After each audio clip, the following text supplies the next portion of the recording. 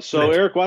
Eric, why don't you talk about what are some of the things that you're learning recently that have had a significant impact on you that have made you perhaps rethink the way that you teach or perhaps change the way that you train or add some new elements to your training? Yeah, a great question. I'm, before I give a very concrete answer, many things through my head. I read some great books which are really influencing me, like Peak Mind from IITA, who gives such a strong foundation for mindfulness. But if you don't like mindfulness, please call it attention training. And then Right. the great concepts of meta-awareness, which means that you have a sort of internal situational awareness. What is going on in me? Am I in a good state to perform? And I'm still like struggling with the concept and how to implement it, but it was already a part of our teaching program, because when I teach first responders, I work from recognizing, regulation, and reflection. So the part of recognizing when you are stressed, that's such a big part, and she gives an incredible overview about it. So that's one thing. The second thing I'm learning and delving into is the difference between state and trait. Okay. It sounds a little bit scientific. I hope to make it more simple, but what it means is, for example, if we say we make people more resilient, is resilience, is that a state? Is that a state I'm in at this moment? Or is it more a personal characteristics? Can I become as a person more resilient? And it seems to me like that if you, it's also an open door, but it seems to me from the literature that if you practice things long enough, even psychological stuff like meditation, imagination, self-talk, if you practice it long and strong enough, it also becomes a trait. It is as if psychology becomes biology. So, Right. and that sounds very promising, because then you have also not only the moment where you are resilient or courageous or whatever, but you can really build character. At the same time, I'm reading a lot about personality. Because now I'm 53 and I come to the conclusion that I have a certain personality which has grown out of my youth and about the experiences I have, and I have some patterns, so to speak. The way I behave, there are some patterns. Some are helpful, some are not helpful, and I would love to be able to change some patterns. But then I was introduced into the literature about personality, and from what I know about it, one personality profile is very evidence-based. That's the big five: openness, consciousness, and so on.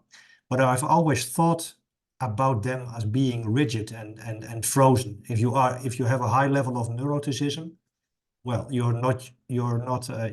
have that for the rest of your life.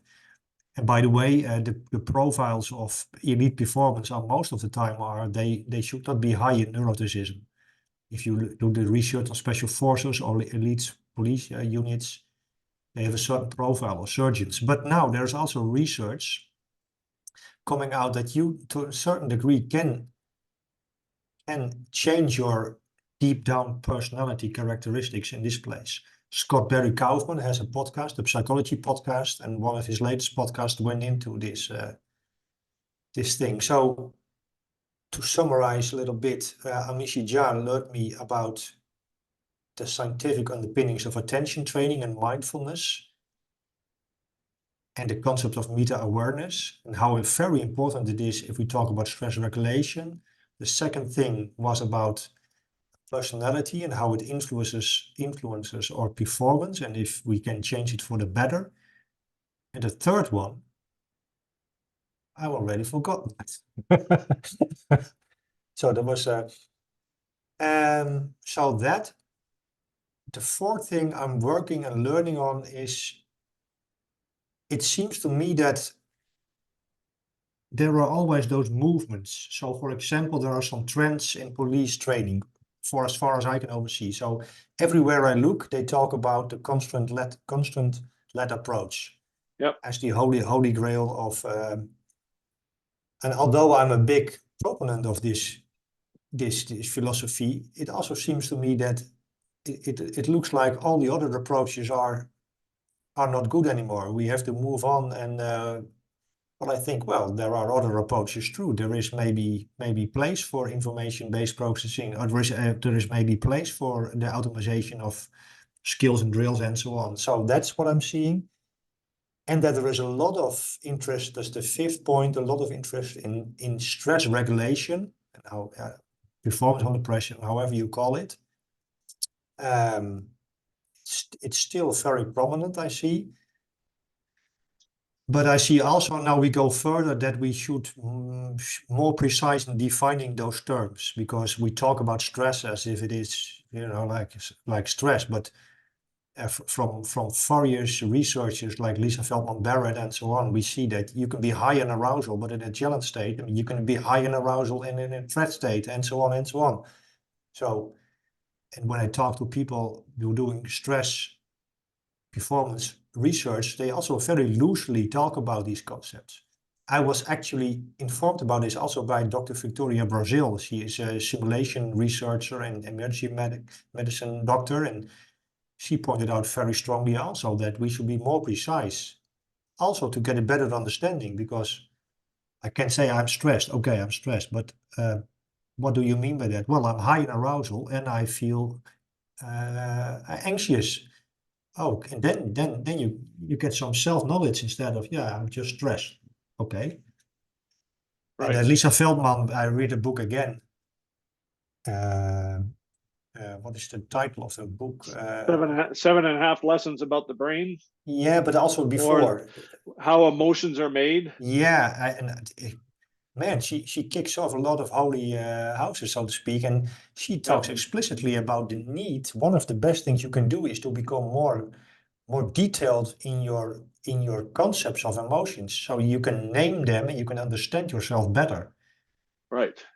So these things keep me fired up, so to speak. And then the last point, right, maybe I think, while doing all these great talks and conversations and reading a lot and so on, I also come to the conclusion, for at least in Holland, that as the researcher I talked today, she said, the most surprising finding of my PhD research was how less time we have to practice the officers.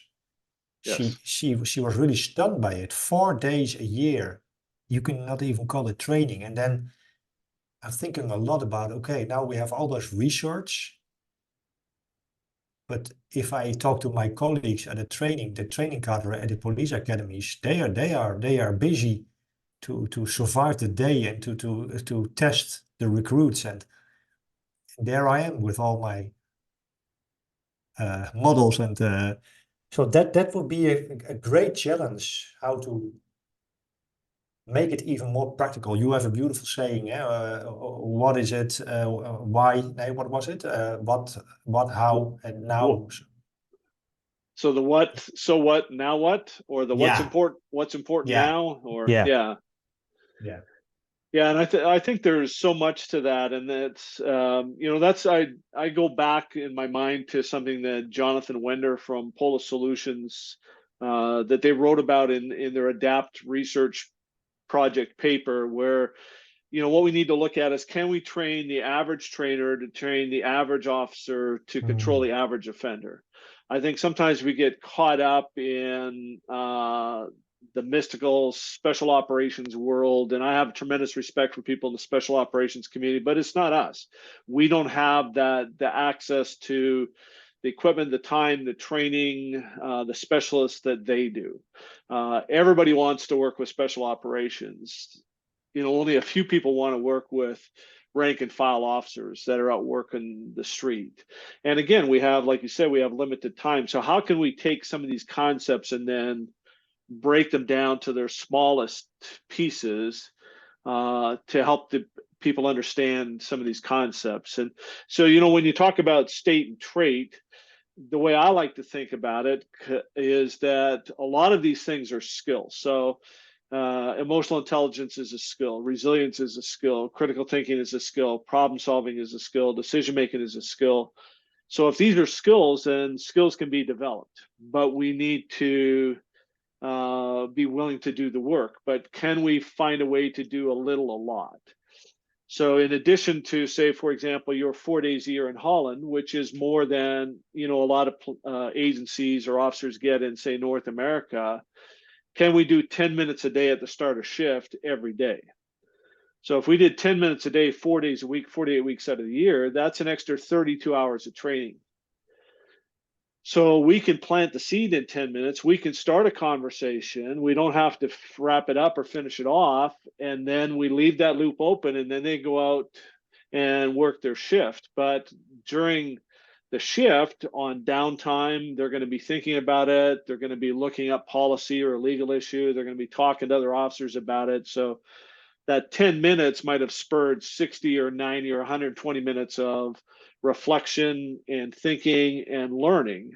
So, it adds up to a lot, but that's the challenge, right? So how do we take some of these principles and concepts, and again, how do we tie these things together? Because you made a great point with Amishi Jaw's work in Peak Mind and a lot of the mindfulness people that I've listened to or talked to say the same thing, that mindfulness is about attention control. What you're doing is you're training your attention. Your mind starts to wander, you acknowledge that thought or whatever that is, and then you bring your mind back to whatever the task is. So when we get pushback from people about, mindfulness, well, to me, it's an officer safety issue. Can you be mindful? Can you be in the present? Can you be in the moment? And then do we understand that maybe these are another way to train attention? Yeah. But again, can we do it in little pieces, right? Yeah. So Janelle McCauley, a retired Air Force colonel with a PhD, she talks about 1-minute meditations. So can we do it in little chunks that are manageable? Yeah. Can we take some of the research around breathing and break it down to its simplest thing, that, the key to downregulate the nervous system is make your exhale longer than your inhale? Yeah.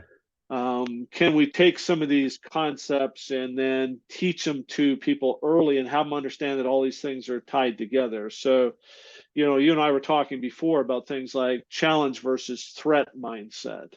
If we look at things like the growth mindset, challenge mindset, stress is enhancing mindset, all of these mindsets are basically saying the same thing. So if we can talk to people about mindset, the importance of mindset, that it's basically, and the way I define it is, it's the lens through which you view the world and yourself in the world. How do I think about anxiety? So I can realize that anxiety is natural, normal. Anxiety is always future focused. Anxiety is always based on something that is important to me. So if I understand the challenge mindset, then I can see that event as a challenge and engage in approach behaviors, and I can start to do the work to prepare for that upcoming presentation or that firearms qualification or that test. If I see it as a threat, I'm going to engage in avoidance behaviors, and it's going to have a less desirable outcome. Yeah, great. So do we help people understand that some of these things are natural and normal? Stress is natural and normal. It's the body's and the brain's way of preparing you to be successful in this challenge. Yeah. So do we see it as stress is bad or stress is enhancing? And so again, if we tie together all these things and have them understand this, that they have a lot of control over this. They don't necessarily have control over their emotions or a lot of their thoughts, but we have control over what we give power to and what do we do with them. Yeah, great. So, but if we can start to integrate these things and weave them together, right? Because I think if you look at the mental skills training, and if we look at, the training around constraints-led approach, ecological dynamics, self-organization, desirable difficulties, and again, these are not new concepts, right? We're talking more about them, Yeah. but trainers have been doing this for 25 or 30 years or more, right? And what's happening now is some of the research is catching up with what some of the forward-thinking coaches and trainers have been doing for a long time, and we're putting a name to it. Great. But I also agree with you that we need to be cautious about this dogma that this is the way. There is no the way. There was a lot of different ways, but I think it goes back to what Dave Collins talks about with professional judgment and decision making for coaching, or what sometimes gets labeled as "it depends" coaching. And I like that philosophy because I think it depends on the task. I think it depends on the learner. I think it depends on how much time do you have to teach.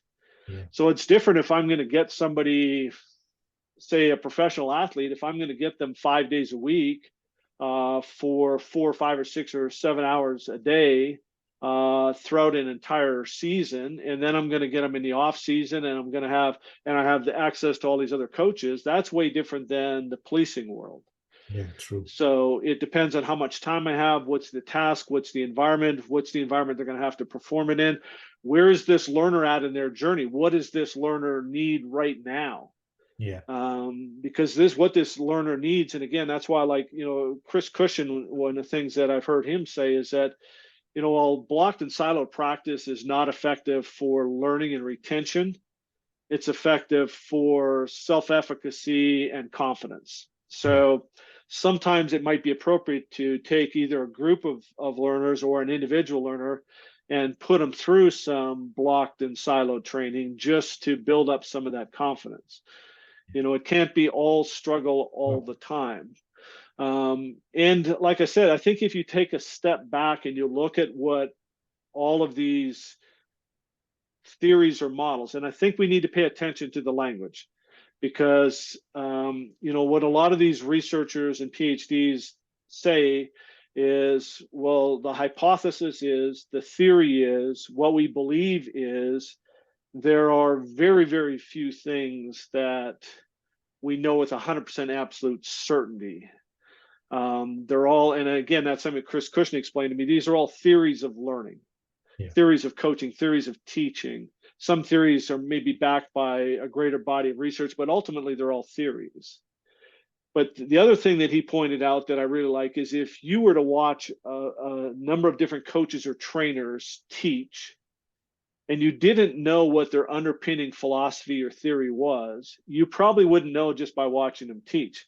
Because a lot of these things, they're all saying the same thing. They're all talking about variability. They're talking about the importance of random practice.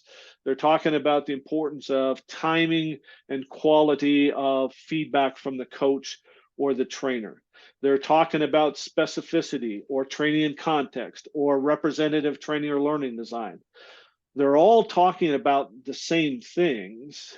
And that's from, what I've seen is that's, again, it's not new in the literature. This has been in the literature for decades. Yeah. So I think we need to be cautious about becoming dogmatic.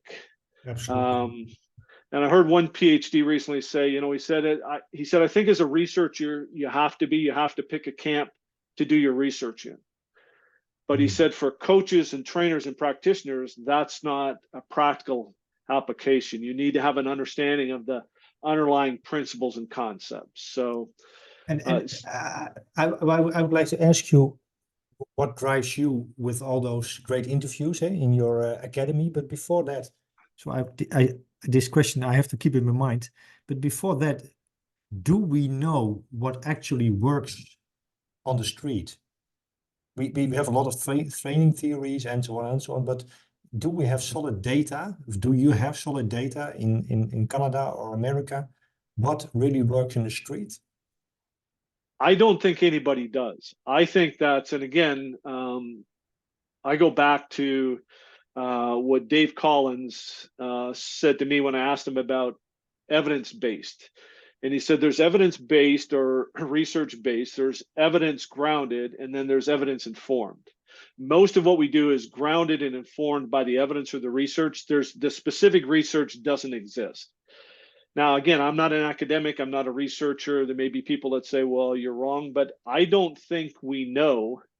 I think we can make assumptions. I think we have theories. Based on when we do this type of training, we tend to see better performance in these things. But is that correlation or causation?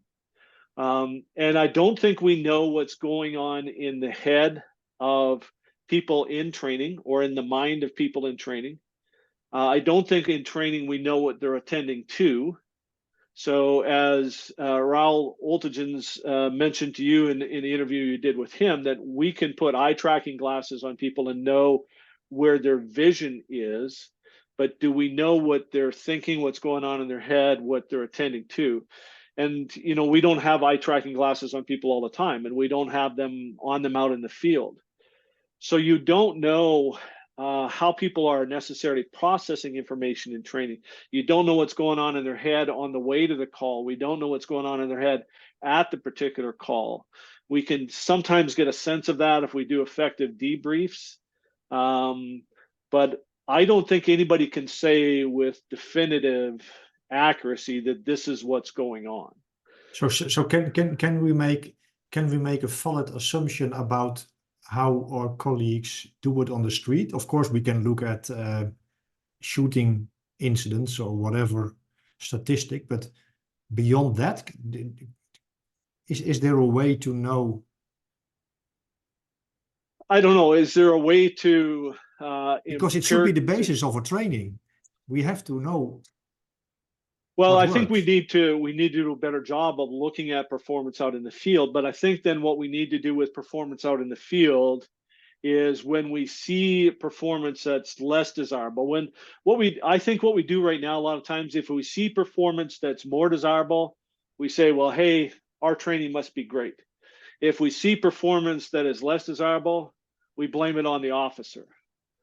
Yeah. But I think what we need to do is, whether it's successful or not successful, is figure out, go back and look at the training. And if it is successful, what is there in the training that may be leading to that success that either this individual is doing on their own or that we're doing collectively as a group of trainers? And if the performance in the field is less desirable, then we need to take a step back and say, what piece of this do we own? And then do an investigation to go back and look at the training. And are there things that we can do in training that may create a more desirable effect out in the field?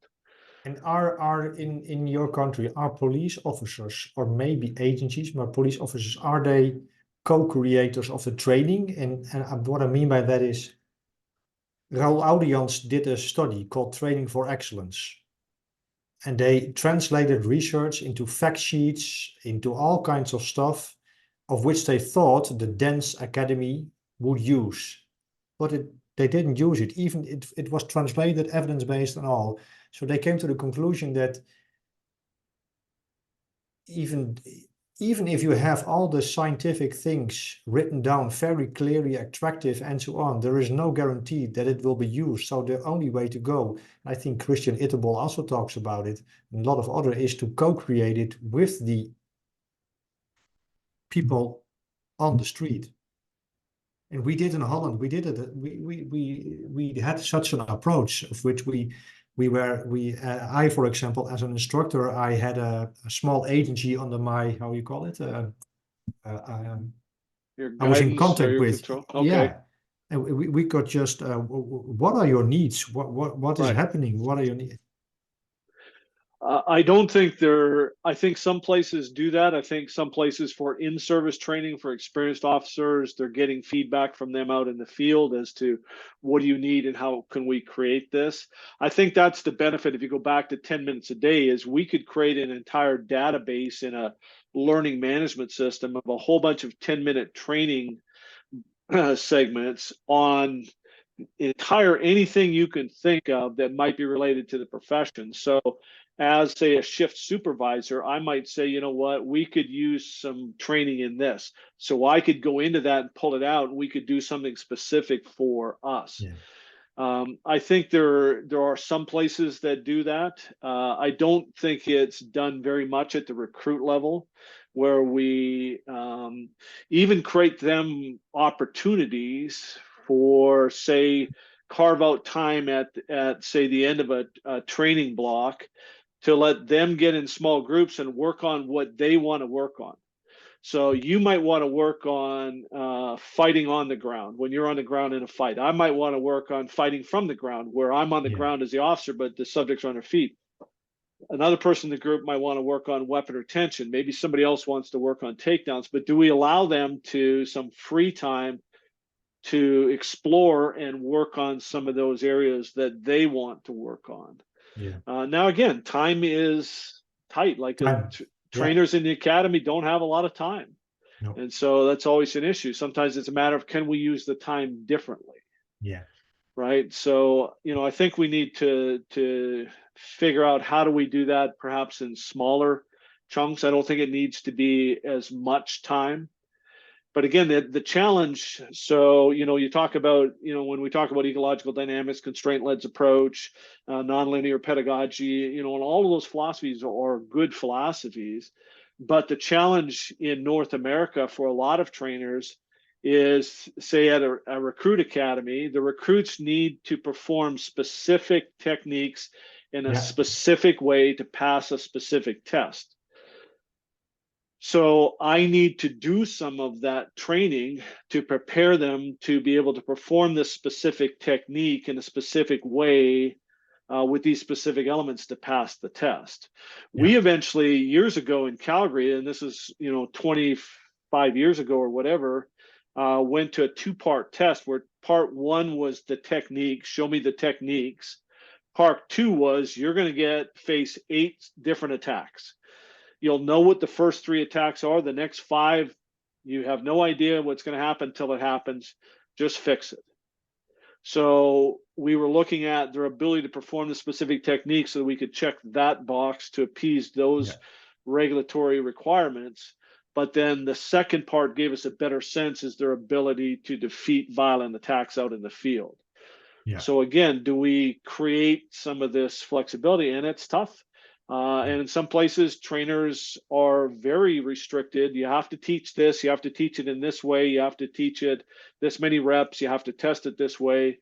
And others have far more latitude. So that's why I think we need to go back to the individual trainer. And the question, what's the smallest change you can make that would make the biggest difference? So what small change can you make to implement one piece of the research to run an experiment? And I think that's what training needs to be, is a series of small experiments. Run an experiment and then see what happens when, at the end of this, when you put people in more dynamic events. Do they perform better? Do they perform worse? But again, it needs to be down the road. We need to allow time for learning to take place, right? So I think that's the other piece. Sorry, go ahead. Oh, what is a topic, because you asked me also, what is a topic or 2 topics you are interested in right now at this time and want to research? I think a lot for me comes back to the mental skills training and the need to incorporate mental skills training early, but then integrate it through everything that we do. So it shouldn't be siloed as standalone. Because again, if we're going to put people in situations where we're having them embrace the struggle, where they're experiencing desirable difficulties, where they're just going to have to work through it and fix it, there's a huge mental component. So have we given them tools up front, some of the mental skills up front? Have we given them a suite of tools, and then let them figure out when and how to use these tools? Things around self-talk, things around goal setting, not just performance goals, but process goals. So what am I going to do to get there, right? Things like understanding that in developing that growth mindset, developing that stresses enhancing mindset, developing that challenge mindset, embracing some of those concepts, understand self-talk and managing those internal dialogues. And there's some different philosophies on how we would manage that, but give them the tools, the breath work. I've heard you had this discussion before. So is breath work a mental skills tool or physical skills tool? I think breath work is the bridge between the mental skills and physical skills. So I think we give them simple tools, but then we let them work through it and figure out how to integrate. When is it appropriate to use these various tools, or how am I going to use these various tools, so that it becomes individualized for them? It's not me saying you have to do this way at this time. Here's the tools. Now we're going to continually come back to them, remind you of them, refresh on them, but let's work on weaving them into everything that we do. Right. And I think that the other piece that I really like that Christian Uterbull talked about, and another sports psychologist that I asked about this, he said that he agrees with that philosophy, is that Christian says if we integrate these mental skills early and integrate them throughout our training, that it has a preventative or prophylactic benefit to prevent some of these downstream mental health issues that we might experience. So I think that's a critical piece, right? And if we can integrate all of these things together so that they understand that they're not separate. We cannot separate the mind and the body, but we tend to do that in training, right? We talk about silo training from physical skills and integrating a number of physical skills, but we still silo mental skills training as something separate from physical skills training. And I think we still do not do a very good job of incorporating the mental skills into everything else that we do. Yeah, I agree. Did you read a book last month who had influence on you? A great book? Well, I've been reading a ton of research papers recently to prepare for all of these interviews. I read well over 100 last year, and I read a number this year. But you talked about Lisa Feldman Barrett's work, and I've reread that 7.5 Lessons About the Brain a number of times, and I think there's some critical information. I mean, she addresses what she calls the myth of the triune brain, that we have these three parts of the brain. But I think one of the others, and I think it may be chapter 4 in the book, talks about the fact that the brain is a predictive machine. Yeah. And I think that's important for us to understand, because we see what gets referred to in policing as mistake of fact shooting, where I shoot somebody thinking that they're reaching for a gun, pulling a gun, and they have a cell phone or they have a wallet. Again, if you look at those, in many of the cases, not all, but in many of the cases, the behavior from the subject seems to indicate that they're intentionally trying to cause us to believe that that's what they're doing, is pulling a weapon. But I think if we look at that, and she says that very often, because the brain is a predictive machine, that it's predicting these events and taking action before we're even aware of it, starting these things. Now we're talking milliseconds. Is it possible to measure that? Probably not. But I think there's some really critical information there. I've continuing to work through the book that you recommended that's about transfer of training.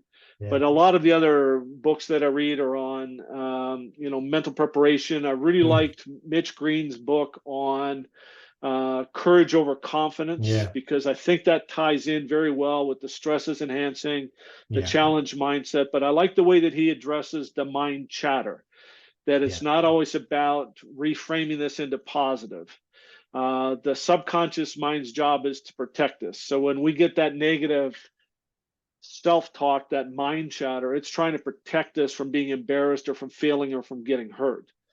So his kind of philosophy is that we can make space for that. Say, okay, thank you. Thank you for being here to remind me or protect me. You can just sit over here and I've got this. So I think it's a really different way of looking at self-talk than we have in the past. I've done a lot of reading over the last couple of years on the PETLEP framework for imagery. I think there's certainly applications for it. I think the applications are more on a one-on-one basis than a group basis. So I'm a huge advocate of imagery. I've been doing structured imagery in police training since 1995. So I think there's certainly value in something like the PETLEP framework. We just need to figure out how to apply it. In the sense that I get from all the papers that I've read and a couple of the people that I've talked to, is it may be more effective one-on-one than as a group type of imagery intervention. But again, I think so you go back to, you talked earlier about the different camps around skill acquisition, motor learning, and I don't think that's helpful. But I also see this in the literature about imagery, and in some of the papers where they talk about PETLEP, they refer to the traditional way of doing imagery, but nobody ever defines that. I'm not sure that there is a traditional way of doing imagery. I think people have been doing it in different ways for a long time.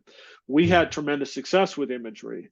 We had tremendous success when we incorporated some of these principles, like I say, 20 some years ago in our training. Could we have done a better job of it? Absolutely. But so it's, it's a matter of, I think for me, it's a matter of continually finding new ways to teach some of this information about the mental skills, to take some of these principles and concepts around motor learning and skill acquisition or skill adaptation, and then make it understandable to the average trainer that has what can they do in small ways to implement some of these practices in their training to hopefully enhance performance out in the field. So we talked about it a little bit about, via email, but is there anything going on in your head of making, because now you're doing those interviews and you're reading, and you have a tremendous library in your academy. I mean, it's a university on its own. Also for my Dutch colleagues, you've talked to so many people about so many subjects. That's a course in itself. But are you thinking sometimes about how do you call it? Translate is not a good word, but to put it into different forms, so to speak. I just like, for example, writing a book or making infographics, whatever. I know it's time consuming, of course. This is, but you seem to me like somebody who's very curious about all those subjects. You're talking to a lot of people like me. You like to translate, I think. It's so, I mean, I have the Excellence in Training Academy where, as of today, there's 458 or 459 hour-long interviews in there and 24 webinars. And so, that's one way that I like to get that information out to trainers that are willing to make a small financial commitment to access that. And I try to pull some actionable steps out of all those interviews. So some of them are with trainers, some of them are with officers, some of them are with people that have used imagery to deal with, potential threats to their life through diagnosis of a terminal illness or disease. A number of them are with researchers or authors to try and make that understandable. But I think for me, what I try to do is, I do my best to publish a weekly blog on my website, winningmindtraining.com, where I do my best to take some of these principles and concepts and then put them in a short form, in a blog format to say, hey, here's some things, or be cautious about this, or here's some critical elements, to just get people to start thinking about some of these. So I think that the challenge for trainers, as you know, is there's so much information, and for us to we're continually inundated with that information.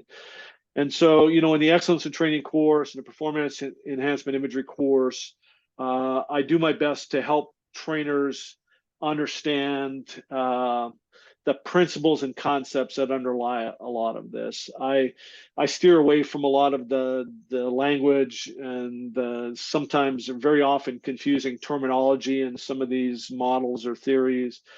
And talk about, okay, what does that mean? And then what can we do in little easy to do chunks? Because I think that's the hard part, is to take some of this research that's done in a very narrow scope, in a very controlled setting, and then say, okay, so what are the findings? And then so what? So what does that mean? So what are the applications or implications to us? And then now what? What do I do with that information? And if we too, you and me, if we ask ourselves the same critical question about translation, small steps, are we still on the right track? Because there is a lot of information. We have those in-depth conversations. Are there ways, and we love to do them, of course, but are there ways to present them in other ways? I'm totally not able technically to, but like 5 minutes videos or whatever. I think there probably is. I think there's, Because you're sitting on a gold mine, yeah. yeah, and it's a matter of what do you have for time to Yeah. create content. So, you have a full-time job, you train in martial arts, you have a Yeah. family, you're doing this all on the side. I'm on the road, 26 to 33 weeks a year.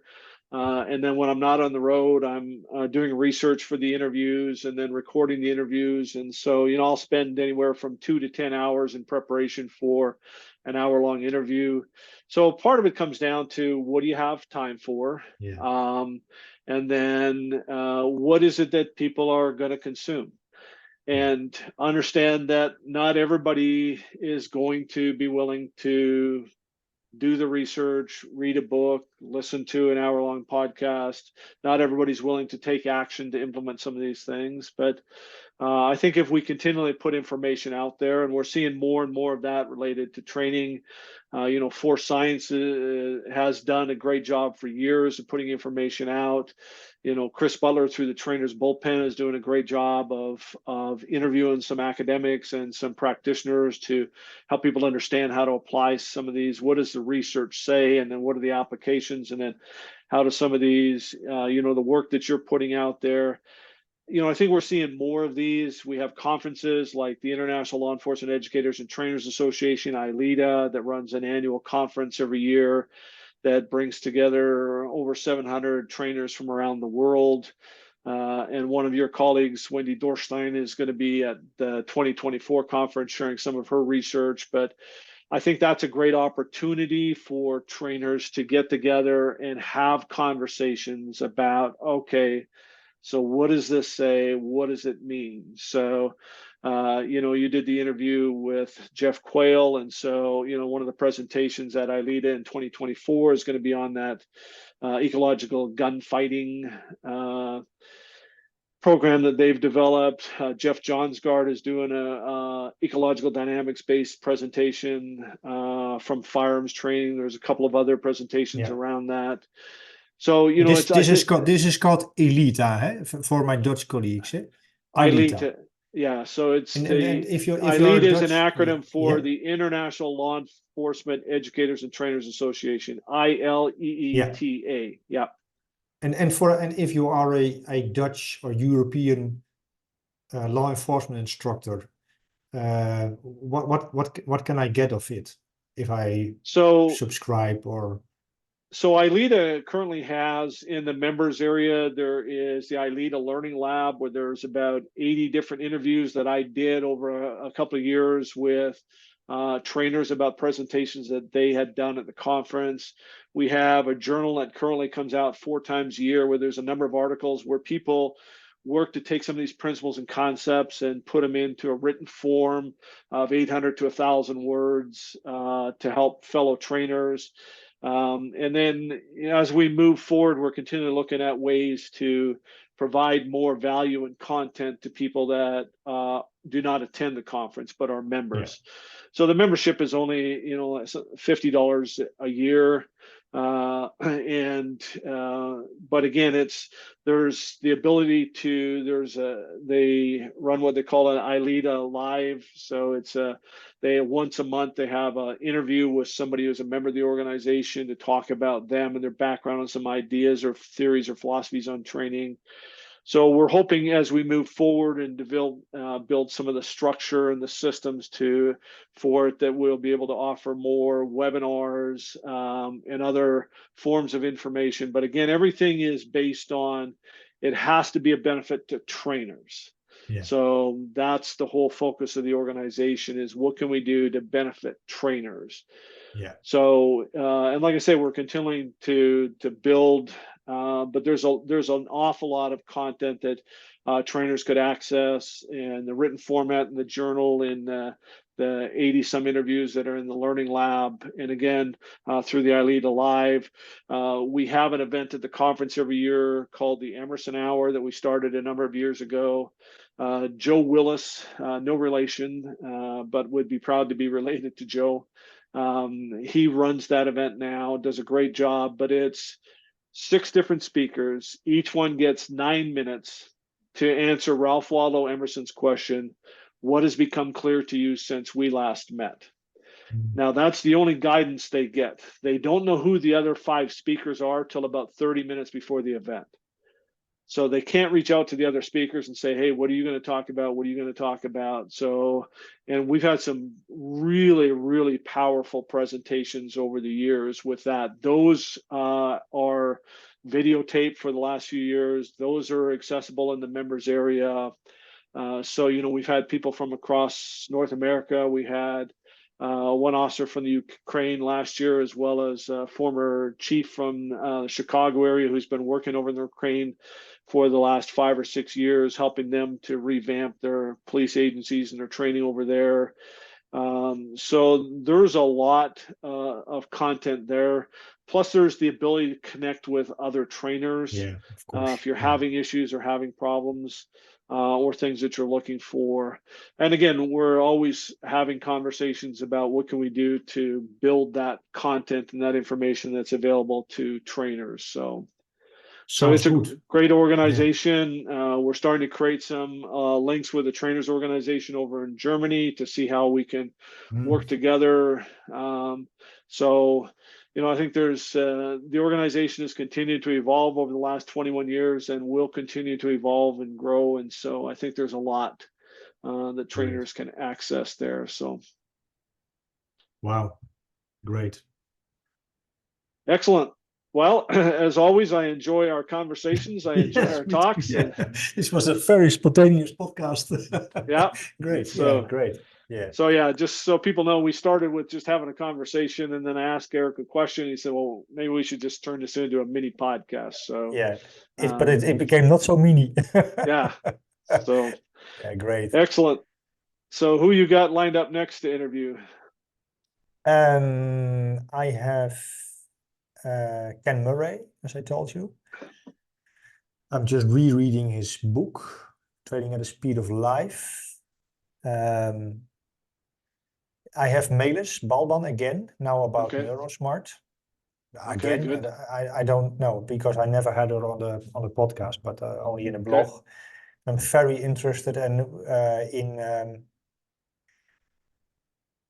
what we talked about. I don't want to repeat the same things she already talks about, although of course we cannot totally avoid it. But her approach, as I'm aware of, is that she measures a specific parameter for their stress response, which I've never heard of. Skin conductance, if I'm right. So that's very new to me, and I would like to talk about the different brain networks and how it all works, and go in a little bit. And as we talked about, I would like to talk with her, and she gave a presentation for Michigan State Police, and she had some like timeline of when can you do what kind of strategy, what we talked about. So that's great. Then I have some Dutch interviews again, because they told me, my own background, can you please do something in Dutch again? Yeah. Yeah. Well, that's good. Yeah. Well, I think with Melis, you know, if you're talking about NeuroSmart and some of those things, it's easy to weave the breathing conversation in, right? Yeah. And then talk about, so, you know, you've done this research on these breathwork protocols, but is that something that they're able to do in these environments, or is that something that is more of an offline thing after a call, right before they go on the range, or right before a test? And then is there something more simplistic that they can do from a breathing perspective to regulate some of that level of arousal? And again, I think it's, you know, we focused so long on regulating arousal that we haven't necessarily understood that arousal is not necessarily a bad thing. We're not necessarily trying to get rid of it, right? So I think we can regulate some of it by doing some of that mental training up front, right? Because if they have that threat mindset versus a challenge mindset, if they think stress is bad versus stress is enhancing, then I think it's going to impact their performance. But if they understand some of these things, and if they were giving him some of those tools, and that was one of the things I really liked that Wendy Dorstein talked about when we talked about scenarios is, if you and I are partners in a car and we get a call, we're going to have 2 or 3 or 4 or 5 minutes while we're driving to the call to have a conversation, to be planning, to be talking through some of these things. But we don't do that in training, right? We say, okay, here's your scenario, and we throw you in. What if we give people a scenario 3 minutes in advance, and we let them, if they're working by themselves, we let them sit for 3 to 5 minutes and process some of that, right? If they're working with a partner, let them sit for 3 to 5 minutes and have that conversation, and then get out and then go to the call. Great. So I think there's some of those things that we can. But so I think that I think Melise is doing it has the potential to be doing some really groundbreaking work with NeuroSmart, and she's one of the few people that wants to work with recruits and with rank and file officers, right? Yeah, that's great. So yeah. And besides law enforcement, I have I work more and more in emergency medicine. Not just emergency medicine, but for example, I had an interview with a surgeon from the Netherlands for 65 years old, and a professor in what do you call it, vascular surgery and so on. It was such great because the analogies he had an analogy like putting your hand on the bleeding, which was metaphorically he said when he was a younger surgeon and everything was bleeding, that he immediately wanted to act. And now he said, now I just put my hand on the bleeding, I look around, I ask for help. So it's such an interesting field. All the different characters are also there, because I talk a lot do a lot of conferences with the medical specialists, and then you have the surgeons, and then you have the anesthesiologists, and then you have they're all different characters, and it's such a great adventure also. Yeah.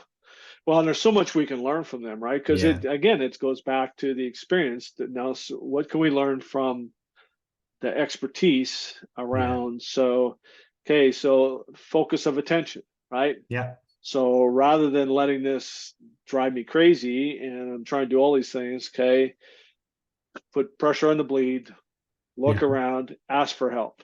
Yeah. Right.